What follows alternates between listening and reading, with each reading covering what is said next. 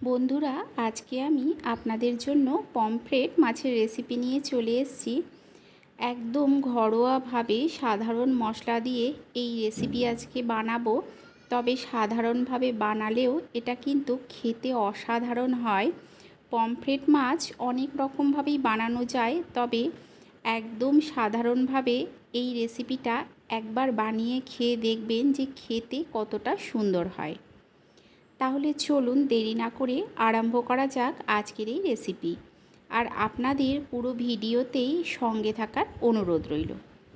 আজকের এই রেসিপিটা বানানোর জন্য আমাদের প্রথমেই যেটা দরকার সেটা হচ্ছে পমফ্রেট মাছ। এখানে দেখুন আমি 4টে মাছ নিয়েছি, ভালো করে ধুয়ে পরিষ্কার করে রেখেছি। দিয়ে দিলাম লবণ, আর এর মধ্যে দিয়ে দেব হলুদ। লবণ আর হলুদ দিয়ে ভালো করে মাছের গায়ে মেখে নিতে হবে। উল্টে পাল্টে দুটো পিঠ খুব ভালো করে লবণ আর হলুদের সঙ্গে মাখিয়ে নিতে হবে। আমি হাতের সাহায্যে দেখুন সমস্ত মাছগুলোর দুটো পিঠই খুব ভালো করে লবণ আর হলুদ মাখিয়ে নিচ্ছি।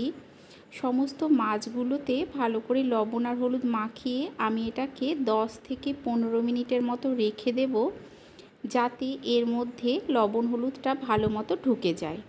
যতক্ষণ এটা থাকছে ততক্ষণ অন্যদিকে একটা মশলা বানিয়ে নেব। তার জন্য মিক্সির জারের মধ্যে দেখুন দিয়ে দিচ্ছি আমি 1 চামচ পোস্ত। এর সঙ্গে দিয়ে দেব কালো সর্ষে 1 চামচ আর সাদা সর্ষে 1 চামচ।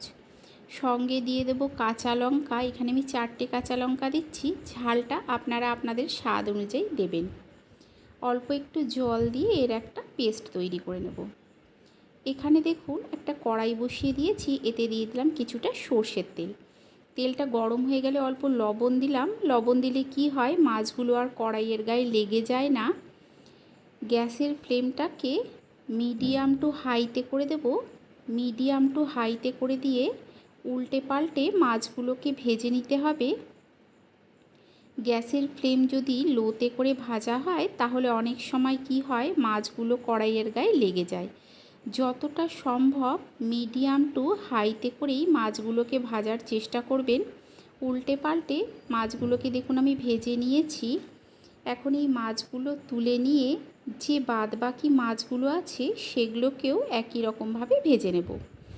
সমস্ত মাছগুলো ভেজে তুলে নিয়ে ওই তেলের মধ্যেই ফোড়নে দিলাম কালো জিরে আর দিয়ে দিচ্ছি কয়েকটা কাঁচা লঙ্কা। কয়েক সেকেন্ড ভেজে অল্প একটু লঙ্কার গুঁড়ো দিলাম। লঙ্কার গুঁড়োটা যাতে পুড়ে না যায় অল্প একটু জল দিয়ে দিলাম।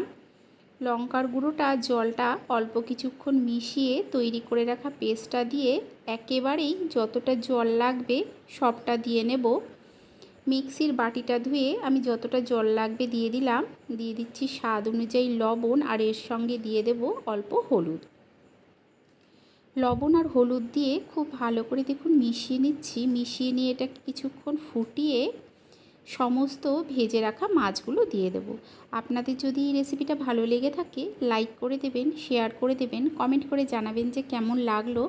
চ্যানেলটাকে অবশ্যই সাবস্ক্রাইব করে দিয়ে পাশে থাকা বেল আইকনটা প্রেস করে দেবেন।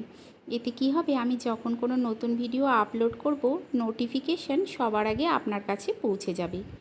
মাছটা দেওয়ার পর অল্প কিছুক্ষণ ফুটিয়ে নেব। ফুটিয়ে নিয়ে এর মধ্যে দিয়ে দেব আমি অর্ধেকটা টমেটো টুকরো করে কেটে নিয়েছি সেটা। টমেটোটা একদম প্রথমেই দেবেন না, এই সময় দেবেন, তাহলেই খেতে ভালো লাগে।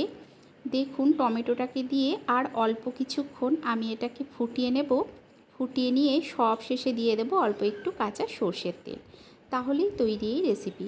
আপনারা অবশ্যই একবার এইভাবে বানিয়ে খাবেন, আশা করছি আপনাদেরও ভালো লাগবে।